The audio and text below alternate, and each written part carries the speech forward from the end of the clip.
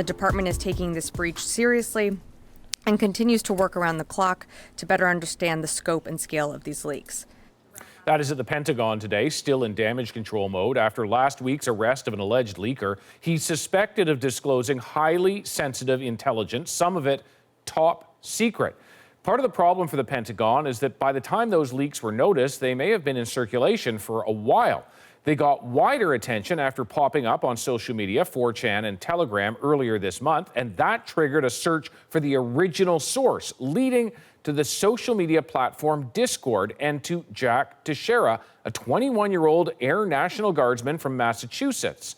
But it wasn't just law enforcement on the hunt, there were journalists too, including the New York Times' Haley Willis, who was at Teixeira's house well before the FBI came to arrest him. In other words, in many ways, you scooped the feds. How did that happen, Haley?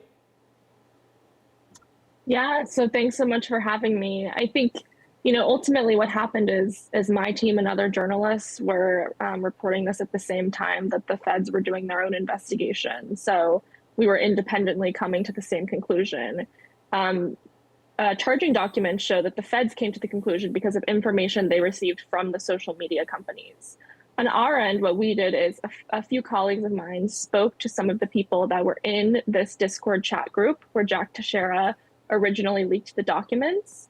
These people didn't reveal his identity, but they explained the type of person he was, games that they played with him online, for example. We as a team started investigating the online presence of these folks, looking at their gaming friends, mutual friends that they shared in common, and then looked into those mutual friends. One of those mutual friends ended up being Jack Teixeira, and he stood out to us because a few days after the leaks were first reported, he made his account private. A lot of people started unfriending him. This was interesting behavior to us. We looked into his username, which led us to other social media accounts of Jack and of his family members, which revealed his military service, which revealed why he might have had access to these docs, and also revealed some very specific details that allowed us to connect him to the leaked documents. For example, there was a photograph of him posted by his sister, which showed him standing in their family home in his military uniform next to a countertop in a kitchen.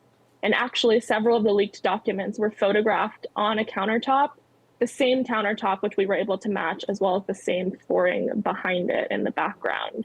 So essentially, his online presence and the online presence of his family members is what led us to establish that it was him.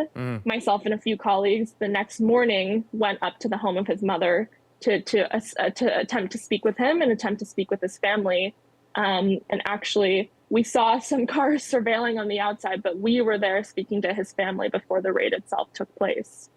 Which is all quite remarkable. I mean, you talk about the raid then happening, the countertop being so key to this. And I know you've been looking into Jack Teixeira's life. He's young, 21.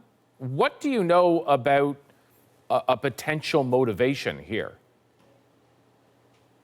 Yeah, absolutely. So like you say, Jack was a 21-year-old. He was a member of the Air National Guard, a specific intelligence wing, a computer analyst for that wing, which explains why he might have had access to these documents and clearance for these documents. The interesting thing in looking into him and talking to these people who were in this chat group is that unlike past whistleblower incidents, he doesn't seem to have been motivated by political views or a belief that the public needed to see this information. In fact, it seems like he shared it without ever wanting or intending it to reach a wider audience.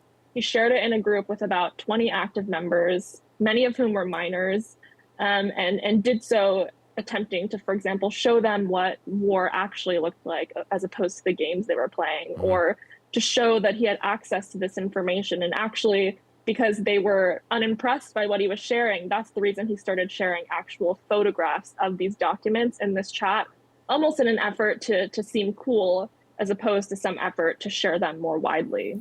But when we look at what has been shared, what is now out, unlike some past leaks, it's very current information, sometimes just weeks old.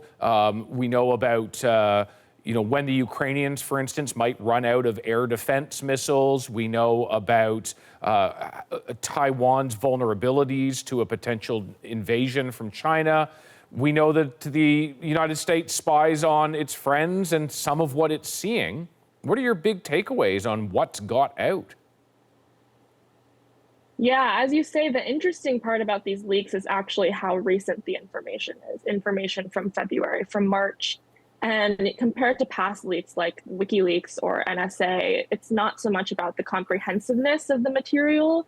A lot of these are, for example, single paragraph intelligence briefings on certain issues. But the fact that it's so recent is what's really concerning a lot of US officials.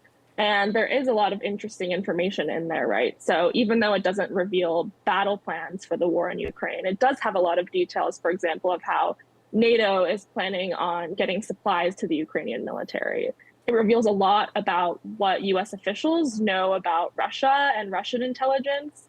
And it also reveals a lot about the US spying on its own allies like Israel and South Korea. A lot of these documents, which are top secret, also have a specific clearance on them, which indicates that they're not to be shared with foreign partners. So that in particular has been an interesting revelation to come out of these documents. Embarrassing, but is it damaging?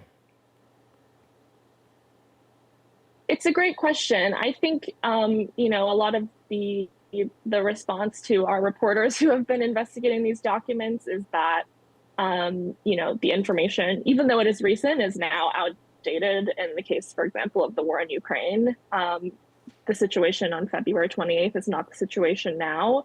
So I think there are questions about how damaging the information actually is. It's not to the extent that it is revealing, the next front or the next Ukrainian operation in the war.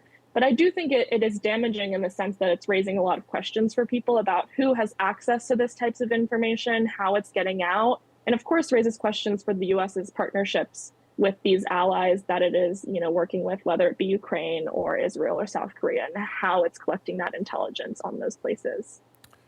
I want to bring you back to outside that home for a moment. You, of course, were there before the feds arrived. You were there when the feds arrived. Were you still there when they brought him out? And if so, what was going on? Yeah, it's a great question. We actually didn't see Teixeira leave the property. And we suspect the reason for that is that the feds were there for a very long time, actually collecting evidence, likely from his home, whether it be the documents themselves, looking through his electronic materials, potentially weapons that he may have had.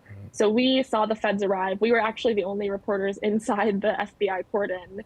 We saw a group enter on foot to clear the property, and then the rest of the vehicles in the convoy drive in. And then we actually couldn't see the moment of the arrest because we were there in person, but I later saw the aerial footage of them actually apprehending him. So we didn't see Jack leave. I did see, we stayed there for about 7-8 hours while the raid continued on. His mother came out at one point, and I approached her. She told me she had no comment. We had actually spoken earlier in the morning as well about her son's involvement very briefly. But I did not see Jack after the raid happened. And to this point, I don't believe he's made any statements. And we, I think, are the only folks that have spoken to his parents. Well, it's all quite remarkable, Haley. Thanks so much for breaking it down for us. Yeah, absolutely. Thanks so much for having me.